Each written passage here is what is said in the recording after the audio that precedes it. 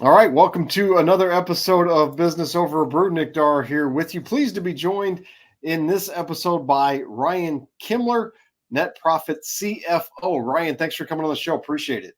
Absolutely happy to be here and excited to dive in. Cool. Well, I guess just tell us a little bit about the business, kind of a thumbnail sketch of what it is you do.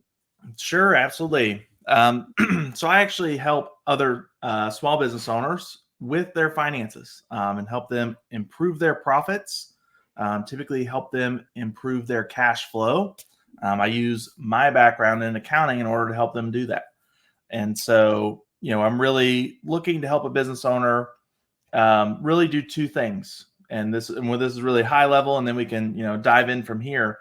Sure. But I always look to help a business be growing and more profitable, because that really ensures two things. Number one, that there's enough cash in the business so that it's healthy, right? So you can invest and continue to grow and hire employees, things like that.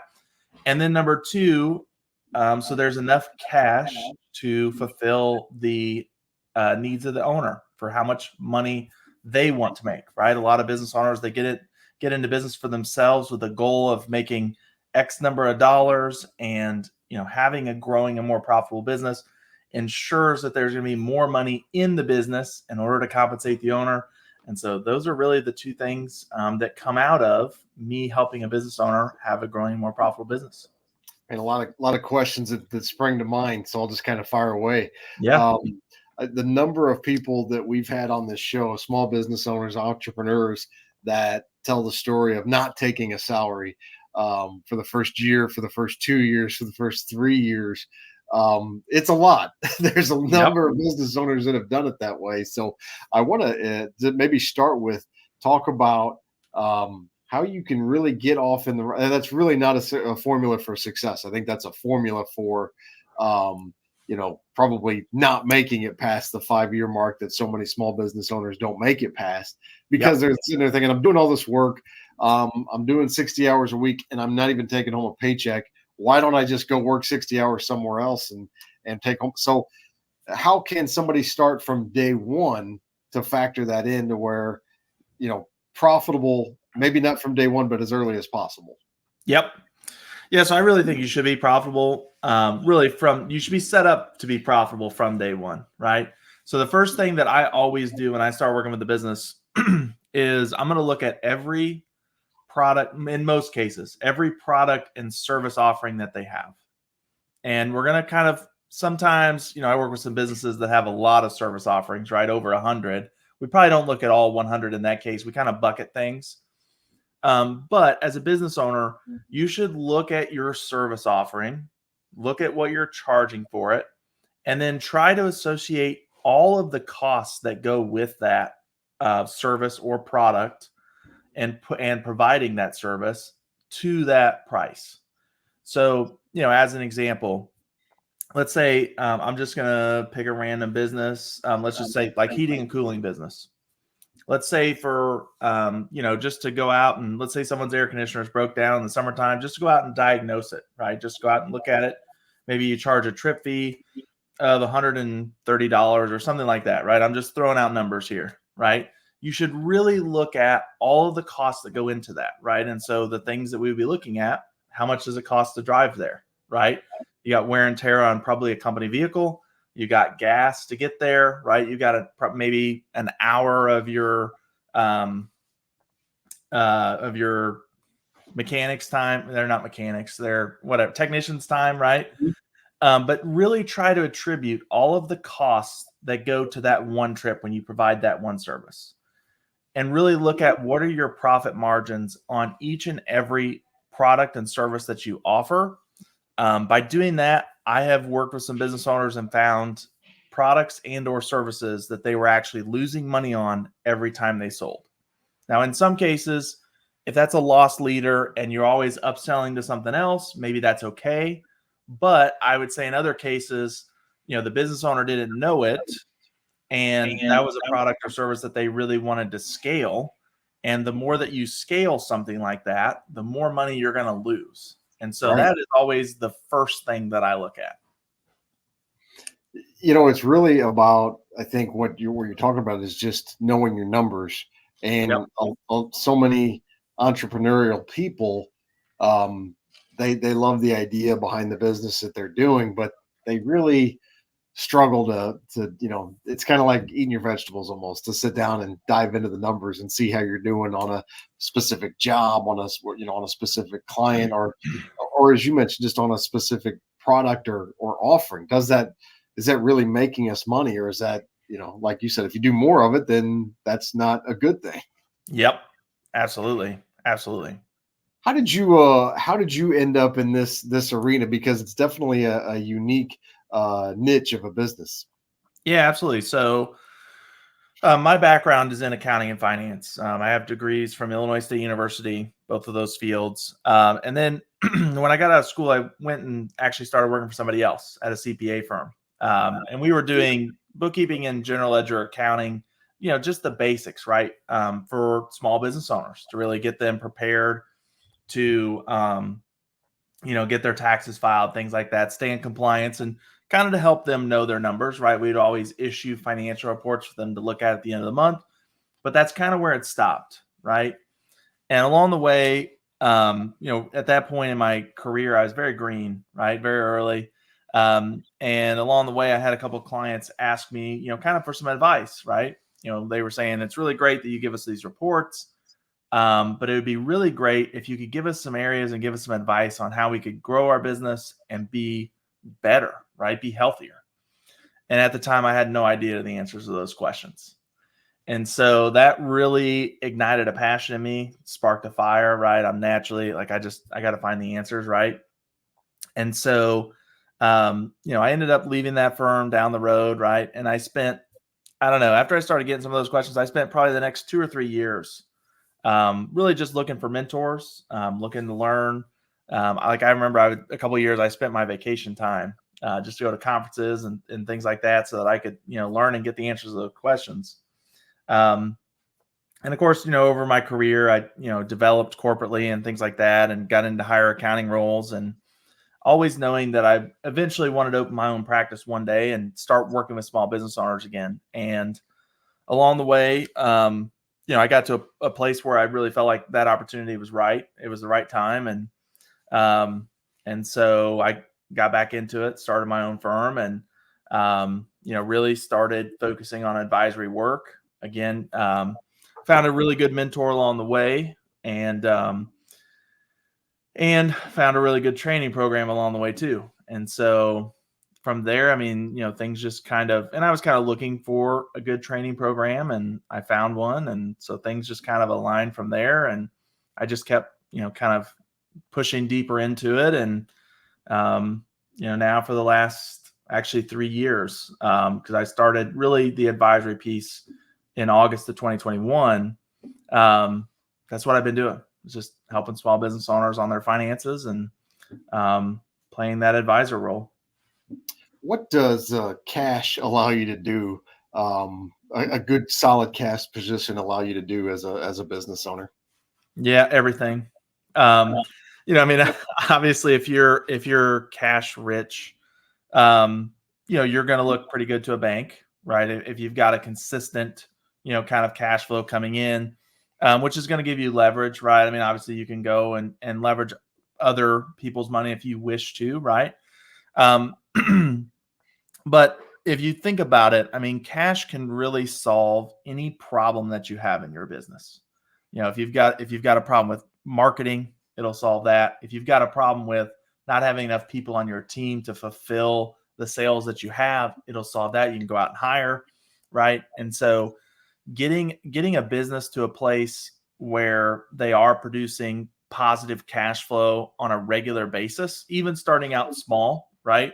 Even if you complete your year in business and you add $5,000 to the bank, but you paid yourself a solid salary, what you want to make, that's progress, right? And that's a place to start. And you can keep growing from there and keep improving. And so if you can get to a place where you're producing positive cash flow each year and you're adding to your bank balance, that's a really good place to be. So you mentioned knowing basically the numbers of a job of your service. What are some things some business owners and entrepreneurs can do to build up a good solid cash position? Yeah, so I think one of the biggest levers you can pull is pricing, right? Pricing just affects so many things in your business. There's so many things that it's tied to, right?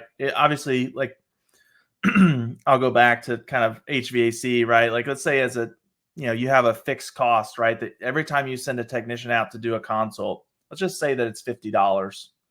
If you can raise your price and that fixed cost stays the same, right? Or relatively the same, right? Mhm. Gas might go up and down, for example, but you're increasing your margins every time you raise prices.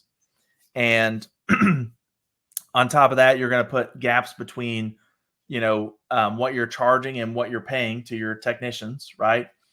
And so that's one of the things that you should always really keep good tabs on, right? I mean, I like businesses that are really looking to be the expert in their industry, right? Provide the best quality of service, the best service. Like not only like if you can be best quality, top of market and best service, service people fast, you can charge good money for that if you're quality and fast. So I look for businesses that are, trying to do that. And pricing is one of the biggest ones. And then I think from there, I was reading a Forbes article lately. Pretty much every business's biggest cost is payroll. And so Mhm. really, being, up to date in the marketplace with, what it really takes to hire people.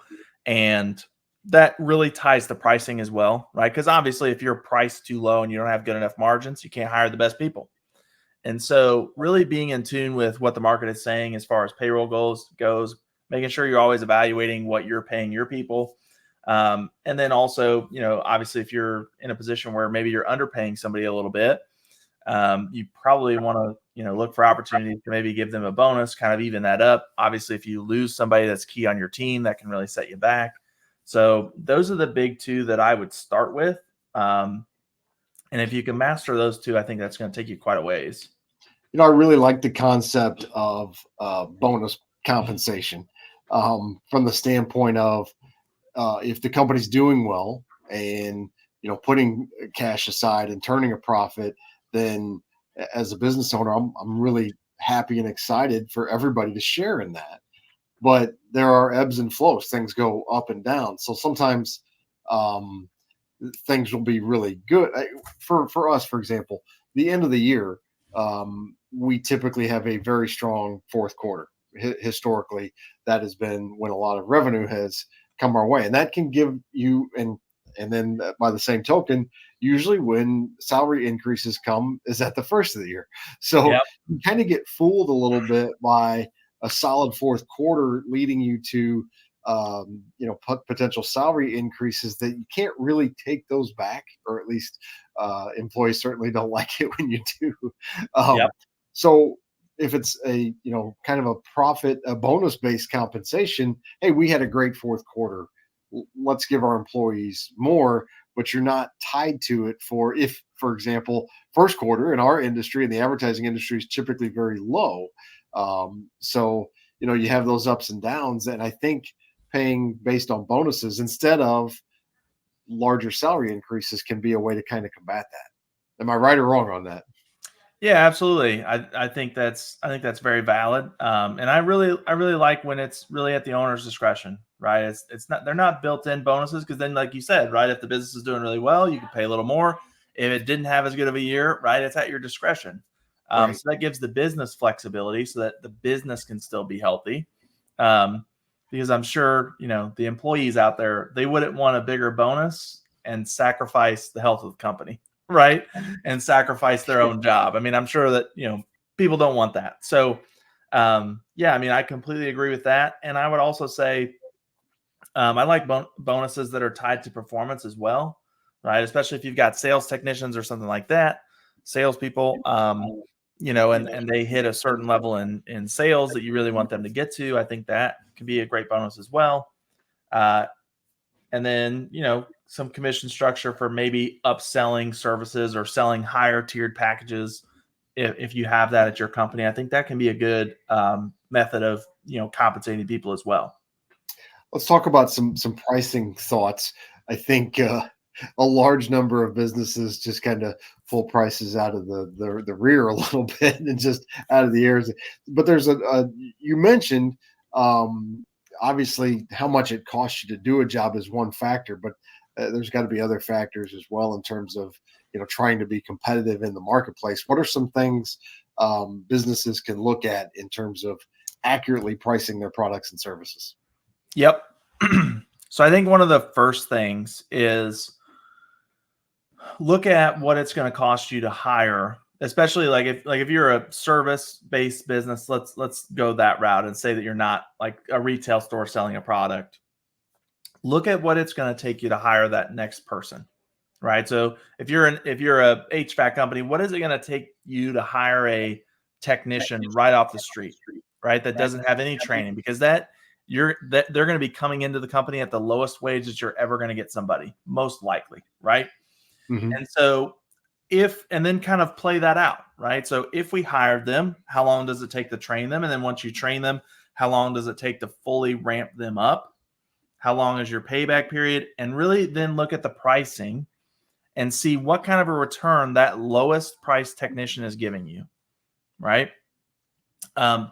Minimum in my mind should be 3x, right? So, and again, I don't know these numbers, but if you're paying them 50 grand a year, minimum return should be 150, right?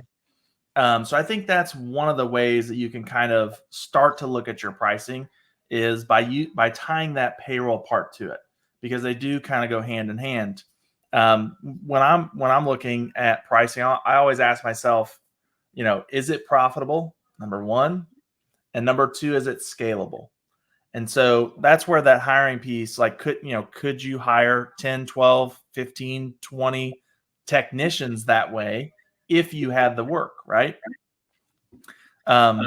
Because I think where most companies kind of get in trouble, again, most of the time in my opinion, they don't raise prices enough, especially as they continue to hire more folks. And then, the people that they have on staff get more experience and they give out raises.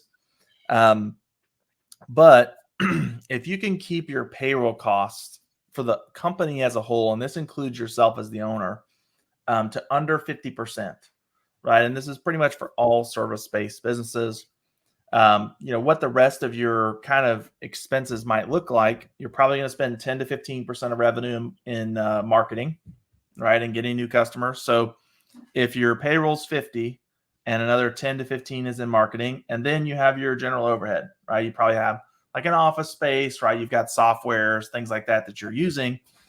You should be able to keep that under about 20%.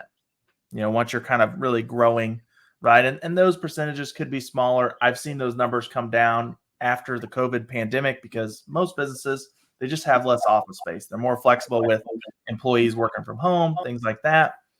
But if you add those numbers up, 50% payroll, 10% marketing, let's say 20% overhead, that's 80%, right? Which leaves 20% for profits, right? And then out of those profits, obviously, you've got to pay taxes. If you as the owner take any additional distributions, that's going to come out of that money as well. If you've got to go out and buy a big purchase, an asset, right? Like, let's say you're that HVAC company and you got to go buy another van, right? For truck for your workers. That's got to come out of your net profit bucket. It's got to come out of that money. And so, operating, in my opinion, at a profit, rate of 20% of revenue, that's something that really makes it worth it, to start growing, right? Because I run this by business owners too. I think we all can agree as business owners, adding more sales or adding more revenue is adding more work, right? I mean, that's the reality of it. You've got to fulfill it. You got to service the customers. That's the reality of it. So if you were to add if you could push a button and add $1 million in revenue to your business tomorrow, do you want to be in a place where you're keeping $80,000 of that $1 million, or do you want to be in a place where you're keeping $200,000 of that $1 million? That's the difference between having an 8% net margin or having a 20% net margin. And so if you're going to add the sales, if you're going to add the work, if you're going to hire more people, which means more management, if you're going to add the work, let's make sure that it's really worth it what you're keeping at the end, right? Yeah. I love that formula, and I love the levers that you can pull on to kind of exponentially grow your business. I mean, obviously, adding clients, adding revenue is certainly one way to do that. But there's so many levers you can really pull on, and you kind of need to pull on all of them at the same time to get that formula to where it should be at that 20% profit number. You're meeting with businesses on a regular basis. What is the number one struggle or concern that you're hearing from business owners right now? Yeah, so I would say hiring, hands down, right? Being number one, being able to find talent. Number two, being competitive, right, in the marketplace. That hands down. I mean, I've got a law firm that I'm working with that they've been trying to hire for 8 months, right? And to me, I think seriously, they have a very strong salary offer. They have a very low job requirement, right? Lawyers track things in billable hours. They have a very low billable hours requirement. They are looking for someone with a little bit of experience, but they just have not, found someone to really fit that role. And so, hands down, it's talent acquisition right now is the biggest challenge I'm hearing. Well, I asked that question because I'm in the same boat of talking to business owners every day, and that is the number one concern that I hear as well. And it's not even it's not industry specific. It's every industry across the board seems to be having that same problem. Are there any solutions out there that you've run across that businesses have had success with?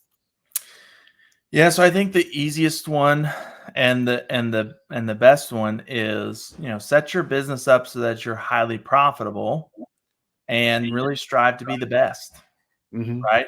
I mean, when your company is the best at something, right? Number one, you can demand that premium price, right? And then from there, if you can demand that premium price, you're probably going to have strong profits.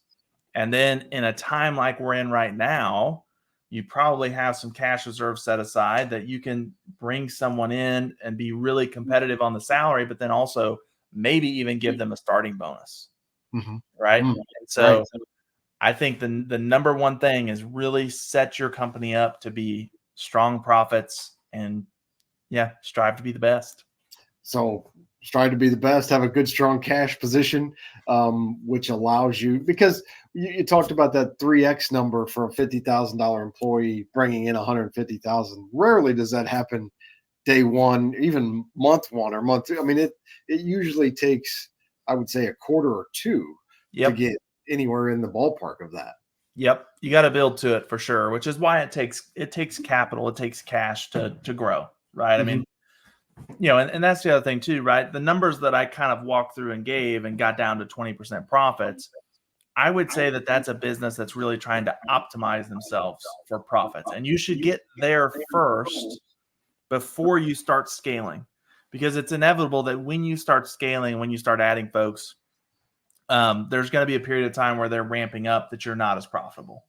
And so that's where it does take some cash, and otherwise you can grow so fast that you grow yourself out of business. Well, I think you touched on a good point there about scaling and growing. That's kind of a buzzword, scaling, that we hear a lot of, and it can be a good thing. But if, like, I think what you mentioned, if you're scaling and your profits are only at 5 to 7% or 8%, or maybe you're not even profitable yet, scaling is not really going to help. Right. Exactly. And I think if you're in those low profit margins too, right, as you scale, obviously you've got more expenses. Realistically, you're probably a couple of mistakes away from losing money consistently, right? I mean, if you're operating at 6-7% profits, you're probably, like I said, a couple of mistakes away from losing money consistently. And then you got to start looking at, okay, well, how much is in the bank and how much are we losing? What's our runway time here? How much time do we really have operating this way? I think the thing about scaling is it's good to have that mentality to build your business thinking that way. If you've read the E-Myth by Michael Gerber, talking about, whether you ever plan to franchise or scale your business or not, building it that way, it forces you to put in standard operating procedures and build a business that can run without you, essentially, is what we're talking about. So the Yep. scaling mentality is certainly a good thing to keep in mind, but the actual scaling, that can be good or bad. Yep. Absolutely. Absolutely. For sure. Ryan, any other words of advice for business owners watching the show that they could implement today to be more effective? Yeah. So I would say, a couple of things. Number one, most of the time I find that the finance department for a small business is usually lacking in one area or another. And I'll give you, I've got 4 positions that I typically want to see a small business really fill. For $1 million business, let's just start there. You should have a bookkeeper in place, right? And really everybody, I mean, once you get to 6 figures, if you're a business owner, you should get a bookkeeper in place, right? I mean, there's enough bookkeepers out there that, have their own company that'll contract it for you or do part-time or whatever, right? You don't have to hire someone in-house anymore, right? So that should be a few $100s a month. So that's position number 1. Position number 2 is obviously a tax preparer, right? Let's make sure we're square with the IRS. If not, they will come find you, right? And I don't want business owners in that position. Number 3 would definitely be, a part-time CFO, really, like myself, right? That I'm going to come in, look at the numbers, really help you grow your business and help you pull the levers that you need to pull to open up more profit, more cash flow. Usually you should hire someone like me when you start getting around that $500,000 mark a year in revenue. You can start to afford it because I'm only working in your business part-time. And as you continue to grow from there, as you continue to get closer to $1 million, you're going to run into some challenges, especially financially, that you do need the help of an expert. And then the 4th piece is you really need to find someone that you trust on the retirement side. I think a lot of business owners, we talked kind of at the beginning of this, sometimes they miss paying themselves salary, but a lot of business owners really miss the boat on retirement. Mm-hmm. And I think a lot of business owners kind of have the mentality of, well, one day I'm going to sell my business. I'm going to have a massive exit and I'm going to be set for life. Right. And things just don't always go that way. Right. They just don't always work out that way as planned. And so having those 4 positions filled as you're growing and as you're becoming a bigger business is vitally important. I would say that number 1. And number 2 is, I would say, really sit down and build out an annual plan from the financial standpoint of things. I'm not talking like operations and sales and procedures and all that, from the financial standpoint of things. And you should really start looking at that heavily as we roll into quarter 3 and quarter 4 of this year. You should start looking at that for next year, 2025. Are you going to have to make hires? What's that going to cost you? Et cetera, et cetera. How much do you want to have in profits? How much do you want to pay yourself? All of that should really be in your plan. You should really work your numbers all the way down to, what's my net income going to be? What am I paying myself on salary? What are my additional distributions going to be? And how much money are we adding or taking out of the bank account? Having the annual plan put together with those numbers, I think, is vitally important. Having a roadmap for where you're going is really a lot of what I help business owners do as well. But I think those 2 things are critical. Hey, Ryan Kimler, Net Profit CFO. Really enjoyed the conversation. Thanks so much for coming on. We'll definitely have you on again to talk about some other topics. We're out of time for today, but if people want to find out more information about you or Net Profit CFO, where can they go to do that? Yeah, best place is netprofitcfo.com. Up in the upper right-hand corner, I've got a link to my calendar. Any of your listeners are welcome to book a meeting with me. Just a short 30-minute meeting. And I'm sure we can get some value out of that for you, probably find you some profitable opportunities. But that's the best place to go. You can also, Google search Ryan Kimler, Kimler. There are not very many Ryan Kimlers out there. And usually my LinkedIn page will come up pretty much towards the top. So awesome. That's another way. Ryan, thanks for joining us. Appreciate it. We'll talk again soon. Absolutely. That sounds great.